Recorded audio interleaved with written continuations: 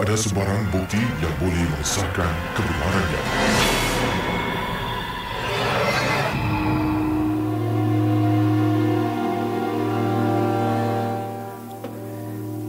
Apa khabar para pendengar Misteri Jam 12, dan saya akan bacakan pada kali ini sebuah kisah kiriman email yang telah pun dikirimkan oleh Nick yang berasal dari Johor Bahru. Dan oleh kerana email ini pada asalnya telah diberikan kepada Casey, lantas banyak beliau menggunakan nama Casey dalam email ini, akan saya bacakan seperti apa yang telah beliau sampaikan kepada Casey. Selamat tengah malam Casey dan juga para pendengar Misteri Jam 12. Panggil saya Nick. Saya berasal dari Johor Bahru dan ada sebuah kisah misteri yang akan saya ketengahkan. Kisah ini berlaku kurang lebih 2 bulan lepas, sewaktu saya dan ayah saya sedang menonton televisyen sambil memasang speaker baru yang telah pun kami beli. Dan maklumlah, kalau anak dan bapa ni dah buat aktiviti bersama-sama, mesti ada saja yang dah diperbualkan. Dan pada malam itu kita memperbualkan tentang konsep speaker. Pada ketika itu Casey, kami berada di ruang tamu. Dan bayangkan ruang tamu kami ini agak besar tau. Ada ruangan utamanya, ada pintu utamanya di hadapan, menghadap kami berdua. Dan bila tengah syok kami berdua ni, saya dan juga ayah saya duduk di hadapan kaca televisyen, duduk layan bola sepak pada masa itu, saya ternampak di pintu utama saya, di sebelah kiri, di ruang tamu, seperti terbuka gitu pintunya. 2 kali pandang saya lihat balik, di pintu utama tu tertutup balik pintunya. Jadi saya rasa terkejut lah. Dan pada ketika itu ayah saya perasan yang saya sedang fokus ke arah pintu utama. Beliau pun tanya kepada saya, "Nick, buat apa tu?" Tak adalah pak, saya ni macam nampak pintu sebelah kiri ni kejap terbuka, kejap tertutup. Saya cakap pada beliau sambil tunjukkan ke arah pintu utama. Ayah saya pun kata, mana ada, dari tadi dah tutup .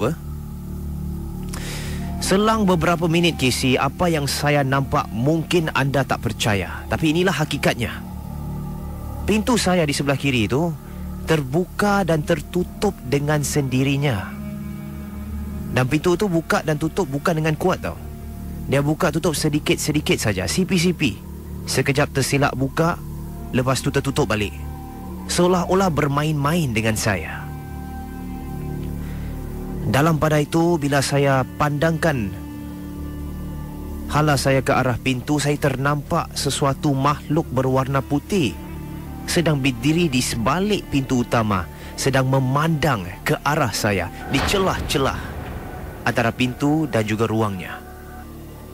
Dan anda bayangkan, saya berada dalam keadaan yang kejung, takut melihat pintu terselak buka dan tutup. Dan bila terbuka sedikit, nampak kelibat makhluk putih di sebalik pintu. Saya kembali toleh ke arah ayah. Ayah pada ketika itu sedang kusyuk menonton televisyen, langsung tak perasan apa yang telah saya nampak.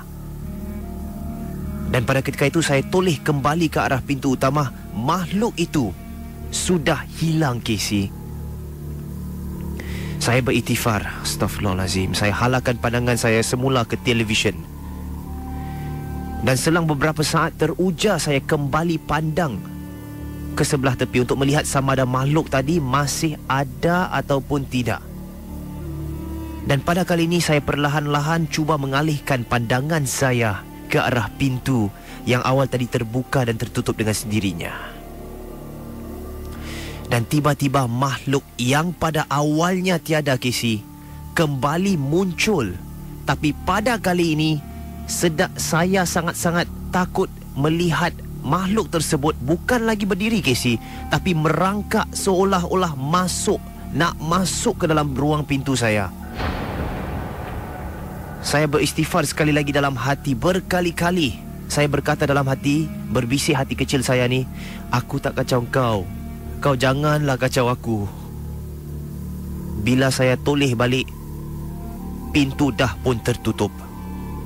Namun begitu belum habis lagi, terdengar satu bisikan di telinga, satu bisikan yang amat mengerikan sekali.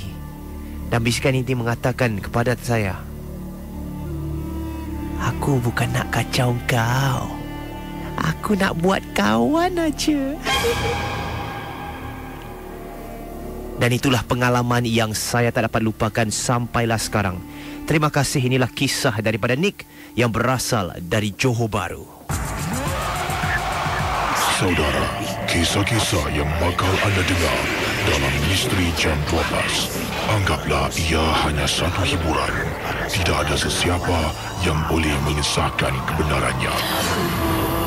Kalau anda rasa takut, perlahankanlah suara radio anda.